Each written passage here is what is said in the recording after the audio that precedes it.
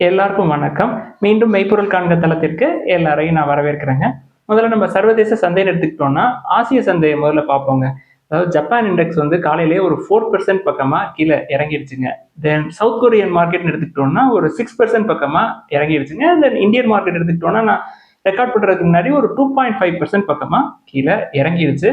அமெரிக்க டாலருக்கு நிகரான இந்திய ரூபாயோட மதிப்பும் சரிஞ்சிருச்சுங்க. 94 தொட்டுட்டு மறுபடியும் கொஞ்சம் ரெக்கவரி ஆகி நிக்குதுங்க. அதாவது நிப்டி 50 எடுத்துக்கிட்டோம்னா அதனுடைய ஆல் டைம் ஹைல இருந்து ஒரு 14% பக்கமா கீழே தள்ளி தான் இருக்கு. இன்னுமே கீழே போறதுக்கான வாய்ப்புகள் பிரகாசமா இருக்கிற மாதிரி தெரியுதுங்க. அதாவது ஒரு 10% ஃபால் அப்படின்னா கரெக்ஷன் அப்படின்னு சொல்லலாம். இப்ப கரெக்ஷன் டு பேர் மார்க்கெட்ல என்டர் ஆகிற மாதிரி தெரியுதுங்க.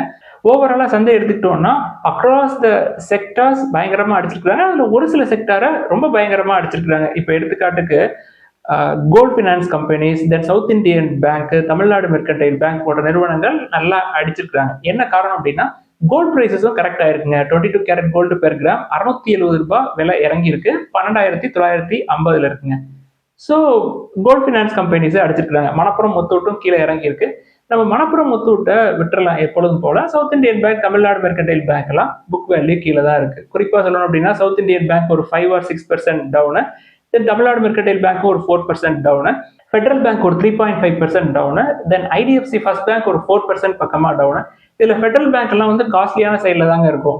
ஹெச்டிஎஃப்சி பேங்க்கும் ஃப்ரெஷ் 52 வீக் லோ தான். ஆனாலும் நம்ம ஏற்கனவே டிஸ்கஸ் பண்ண மாதிரி வெயிட் பண்ணலாம். அது போக Tata Motors commercial vehicle 4% down, then Tata Chemicals 5% down. Tata Chemicals book வேல்யூல இருந்து ரொம்ப கீழே தள்ளி தான் இருக்கு. தென் பெட்ரோனெட் எல்என்ஜி 8% டவுனு, வாய்ப்புகளை பயன்படுத்திருக்கலாம். தென் ஹெச்டிபி ஃபினான்ஷியல் சர்வீசஸ் பொறுத்த வரைக்கும் 3% டவுனுங்க. ஐபிஓ அப்பர் பிரைஸ் பேண்ட்ல இருந்து பயங்கரமா கீழே இறங்கி வந்திருக்கு. இப்பயுமே அது வேல்யூவேஷன் ஜாஸ்திங்க. பிரைஸ் டு புக் 2 விட 3க்கு மேல இருக்கிற மாதிரி செய்தி. ஸோ அதை விட்டுருவோம். இண்டஸ்இண்ட் பேங்க் புக் வேல்யூக்கு கீழே தான் இருக்கு. இண்டஸ்இண்ட் பேங்க்கும் 4% டவுனுங்க. Gateway Distriparks 5% town.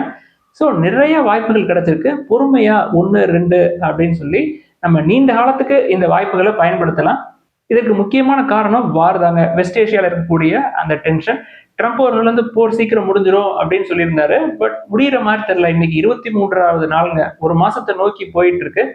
இதற்கு மத்தியில அமெரிக்க தரப்பு வந்து நாங்க பவர் பிளான்ஸ் எல்லாம் டார்கெட் பண்ணுவோம் அப்படின்னு சொல்லியிருக்காங்க. அதற்கு ஈரான் வந்து நாங்க ரிட்டாலியேட் பண்ணுவோம், பவர் பிளான்ஸை நீங்க தாக்குனீங்க அப்படின்னா நாங்க ஸ்ட்ரைட் ஆஃப் ஹார்மஸை க்ளோஸ் பண்ணிடுவோம் அப்படின்னு ஈரான் சொல்லியிருக்காங்க. அதனால பிரெண்ட் க்ரூடோட பிரைசஸ் ஏறிடுச்சுங்க. ஃபியூச்சர்ஸ் வந்து $110 பெர் பேரலை தாண்டி போயிடுச்சு. நான் கடைசியா பார்த்தப்ப பிரெண்ட் க்ரூட் வந்து $108 பெர் பேரல் அப்படின்ற நிலைமையில இருந்ததுங்க.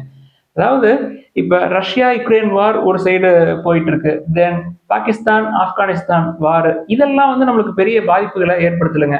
ஆனா இந்த வெஸ்ட் ஏஷியால இருக்கக்கூடிய டென்ஷன் வந்து பெரிய பாதிப்புகளை ஏற்படுத்தி இருக்கிறதுக்கு முக்கியமான காரணம் எனர்ஜிங்க. ஸ்ட்ரெய்ட் ஆஃப் ஹார்மஸ் வழியா தான் நம்மளுக்கு எல்என்ஜி, தென் க்ரூட் ஆயில் எல்லாம் வரணும்.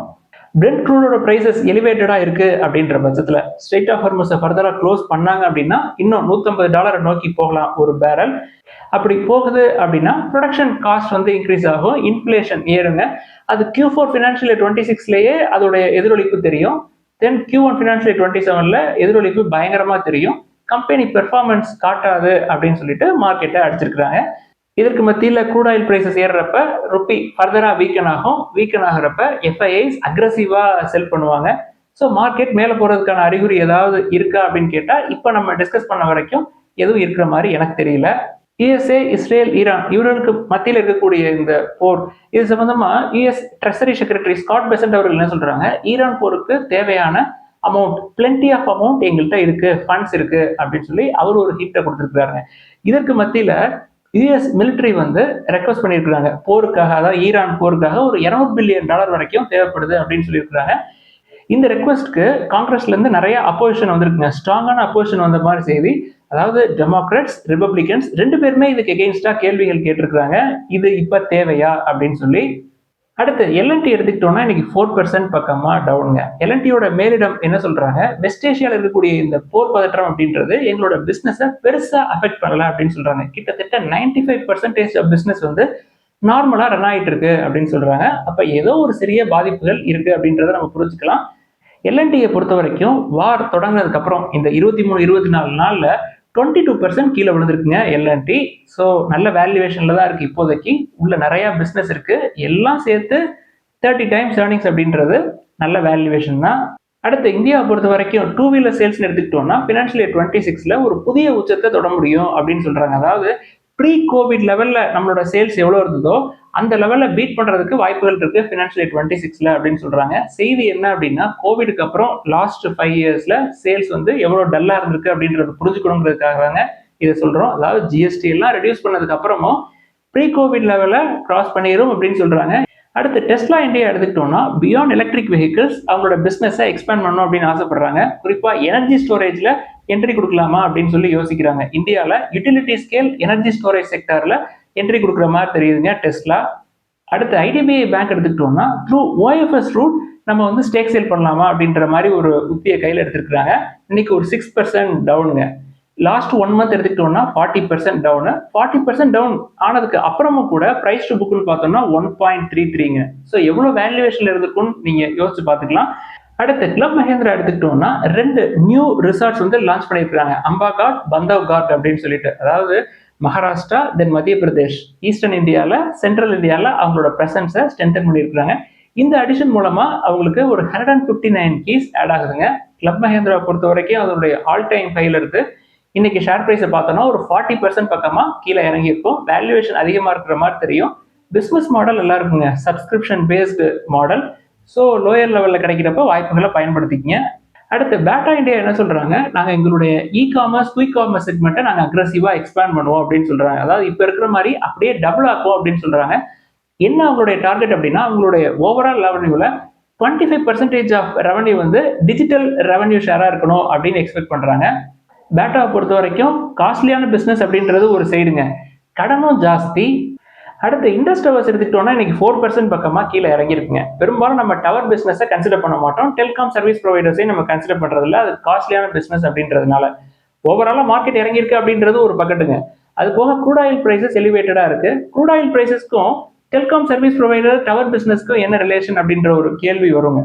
பெரும்பாலும் டவர் பிசினஸ் பண்ணக்கூடிய நிறுவனங்கள் வந்து டீசலை நம்பி தாங்க இருக்கு. எங்க அப்படின்னா remote areas then non grid ஏரியாஸ்க்கெல்லாம் டீசல் ஜென்ஸை யூஸ் பண்ணுவாங்க. So diesel prices crude oil பிரைசஸ்க்கு ஏற்ற மாதிரி தான் இருக்கும். ஸோ டீசல் பிரைசஸ் ஏறும் அப்படின்ற பட்சத்தில் டவர் பிஸ்னஸ் பண்ணுறவங்களுக்கெல்லாம் கொஞ்சம் சிக்கலாக இருக்கும், மார்ஜின்ஸ் அடி வாங்கும், செலவுகள் அதிகமாகுங்க. நம்ம அதை தான் திருப்பி திருப்பி சொல்லுவோம், காஸ்ட்லியான பிஸ்னஸ், செலவு அதிகமாக இருக்கும் அப்படின்னு சொல்லுவோம். க்ரூட் ஆயில் பிரைஸ் மேலே போகிறதுனால இண்டஸ் டவருக்கு மட்டும் பிரச்சனை, மற்ற ஜியோவுக்கு வோடஃபோன் ஐடியாவுக்குலாம் பிரச்சனை இல்லை அப்படின்னா அவங்களுக்கும் பிரச்சனை தாங்க. அடுத்து டாடா பவர் எடுத்துக்கிட்டோம்னா கவர்மெண்ட் வந்து டாடா பவருக்கு ஒரு சில டைரக்ஷன்ஸ் எல்லாம் கொடுத்துருக்காங்க. குறிப்பாக குஜராத்தில் இருக்கக்கூடிய கோல் பிளான்ட், அதாவது இம்போர்ட்டட் கோல் பிளான்ட்டை வந்து ஃபுல் ஃபிளெஜ்டா, அதாவது 100% கெப்பாசிட்டியை யூட்டிலைஸ் பண்ண சொல்லி கவர்மெண்ட் வந்து டாடா பவருக்கு ஒரு சில டைரக்ஷன்ஸ் எல்லாம் கொடுத்துருக்காங்க. ஏன் அப்படின்னா சம்மர்ல டிமாண்ட் அதிகமாக இருக்கும், அதனால ஃபுல் கெப்பாசிட்டியை யூட்டிலைஸ் பண்ணுங்க அப்படின்னு சொல்லியிருக்காங்க ஏப்ரல் 1, 2026ல இருந்து. ஸோ இது டாடா பவர்ல ஒரு முக்கியமான update.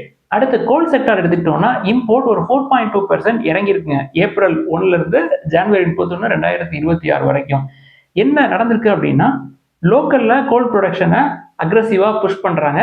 In addition to that globally goal prices வந்து கொஞ்சம் கொஞ்சமா மேலே ஏறிக்கிட்டே இருக்கு. ஸோ டொமஸ்டிக் கோல் ப்ரொடக்ஷனை பூஸ்டப் பண்றதுக்கு புஷ் பண்றாங்க. இது கோல் இண்டியாவுக்கு ஒரு பாசிட்டிவான டெவலப்மெண்ட்ங்க. மார்க்கெட் இந்த மாதிரி அடிக்கிறப்ப அதையும் அடிப்பாங்க, அப்ப எல்லாம் வாய்ப்புகளை பயன்படுத்திக்கலாம். அடுத்து gems and jewellery export promotion council என்ன சொல்றாங்க, இந்த வார் சுச்சுவேஷன்ல எங்களுடைய பிசினஸ் வந்து பாதிக்கலாம், குறிப்பா மிடில் ஈஸ்ட்ல. அதனால நாங்க என்ன திட்டத்தில் இருக்கிறோம் அப்படின்னா, உள்நாட்டில் அதாவது டொமஸ்டிக் சேல்ஸை ஒரு 10 to 15% வரைக்கும் ஆக்சிலேட் பண்ணலாம் அப்படின்ற ஒரு திட்டத்தில் இருக்கும் அப்படின்னு சொல்றாங்க. குறிப்பா இன்னைக்கு தங்கமயில் தென் கல்யாண் ஜுவல்லர்ஸ்லாம் எடுத்துக்கிட்டோம்னா ஒரு 4% பக்கமா கீழே இறங்கிருக்குங்க. அதாவது வார்னால வரக்கூடிய இம்பாக்டை ஆஃப்செட் பண்றதுக்காக டொமஸ்டிக் சேல்ஸை பூஸ்டப் பண்றதுக்கு திட்டம் போடுறாங்க.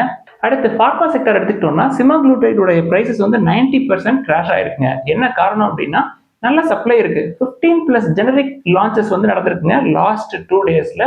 நிறைய ஜெனரிக் வெர்ஷன்ஸ் வந்து 50%லேருந்து 90% வரைக்கும் டிஸ்கவுண்ட்ல கொடுப்போம் அப்படின்னு சொல்லியிருந்தாங்க. அதான் பிரைஸ் கிராஷ் ஆனதுக்கு முக்கியமான காரணம். அடுத்து ஸ்கூடா ஆட்டோ வால்க்ஸ்வாகன் இந்தியா என்ன சொல்றாங்க, பிரைஸ் ஹைக் பண்ணலாமா அப்படின்ற ஒரு இனிஷியல் எவாலுவேஷன்ல இருக்கிறாங்க. அதாவது சுச்சுவேஷனை பொறுத்து நாங்கள் பிரைஸ் ஹைக் பண்ணுவோம் அப்படின்னு சொல்றாங்க.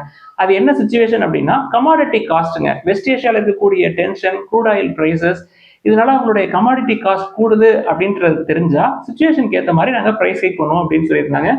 ஏற்கனவே Tata motors passenger vehicle price hike பண்றதை பத்தி அறிவிச்சிட்டாங்க April 1, 2026 இருந்து. அடுத்து இன்னைக்கு ஒரு சில கேள்விகளை மட்டும் பார்ப்போங்க. ஃபர்ஸ்ட் ஒரு நண்பர் வந்து சதன் கேஸ் லிமிடெட் பத்தி எழுதியிருக்கிறாங்க. இந்த மாதிரி அட்ரஸ் ஆள் என்ன ஏதுன்னு தெரியாத ஒரு நிறுவனத்துல போய் மாட்டுறதுக்கு பெரிய நிறுவனங்களான பெட்ரோநெட், ஏன் பெட்ரோநெட் கூட விட்டுருங்க, கெயில் இந்தியா லார்ஜ் கேப் அதெல்லாமே நல்ல வேல்யூவேஷன்ல இருக்கு. அதெல்லாம் பார்க்கலாம். குளோபல் எல்என்ஜி எக்ஸ்போர்ட் அப்படின்னு எடுத்துக்கிட்டோம்னா 6 month லோல இருக்குங்க. ஸோ பெட்ரோநெட், எல்என்ஜி, கெயில் எல்லாமே ப்ரெஷர்ல தான் இருக்கும், லோயர் லெவல்ல கிடைக்கும்.